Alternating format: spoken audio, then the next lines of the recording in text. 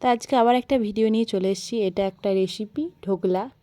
এটা খুবই টেস্টি খেতে আর খুবই নরম, এটা কেকের মতো কিছুটা। তো আজকে এটা বাড়িতে বানিয়েছিলাম, সেটারই একটা ছোট্ট ভিডিও করেছি, সেটাই তোমাদের সাথে শেয়ার করছি। তো প্রথমে বেসন নিলাম, তারপর হলুদ আর একটু লবণ নিয়ে একটু ভালোভাবে মিশিয়ে নিচ্ছি। এটা একটু জল দিয়ে আস্তে আস্তে ভালোভাবে মিশিয়ে নিতে হবে, পুরো ব্যাটারটা যাতে স্মুথ হয়ে যায়। তারপরে দেখো মেশানো হয়ে গেছে। এরপর আমি এর মধ্যে একটা ইনোর প্যাকেট দিয়ে দেবো। এই ইনোর প্যাকেটের জায়গায় তোমাদের বাড়িতে যাদের লেবু আছে, লেবু চিপেও দিতে পারো, সেটা পরিমাণ মতো দিতে হবে। তারপর দেখো কতটা ফুলে উঠেছে ইনোরে দেওয়ার পর। এটা রেখে দেবো 10 মিনিটের জন্য। একটা জায়গা নিয়ে নিয়েছি, এটার মধ্যে আমি ঢোকলাটা বানাবো। এটাতে তেল পুরো লাগিয়ে দিলাম চারিদিকে, যাতে ঢোকলাটা লেগে না যায়। তো এরপর পুরো ঢোকলাটা আমি এর মধ্যে দিয়ে দিলাম। পুরোটাই ভালোভাবে আস্তে আস্তে দিয়ে দিতে হবে। তারপর এই ট্যাপ ট্যাপ করে নিতে হবে, ভিতরে হাওয়া থাকলে এটা বেরিয়ে যাবে। তারপর গ্যাসে একটা কড়াই বসিয়ে দিলাম, যেহেতু আমি এটাকে ভাপাবো তার জন্য জল দিয়ে দিলাম আর একটা স্ট্যান্ড দিয়ে দিলাম। এর উপর এটা বসিয়ে আমি ঢাকা দিয়ে দেবো। এটা আমি 30 মিনিটের মতো রেখেছিলাম। এটা লো ফ্লেম করে রাখতে হবে।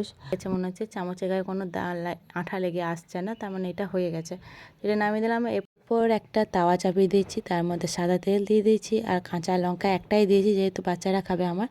তোমরা যতটা ঝাল খেতে পারো ততটাই লঙ্কা দেবে।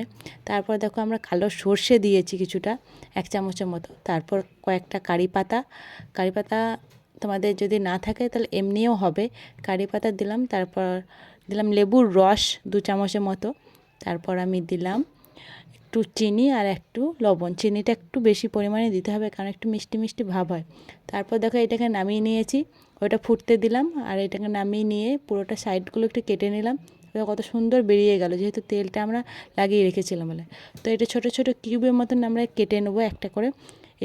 এখানে ঢোকলাটা খুবই স্পঞ্জি হয়েছে, মানে আমি যখন বের করলাম তখনই বুঝতে পারলাম।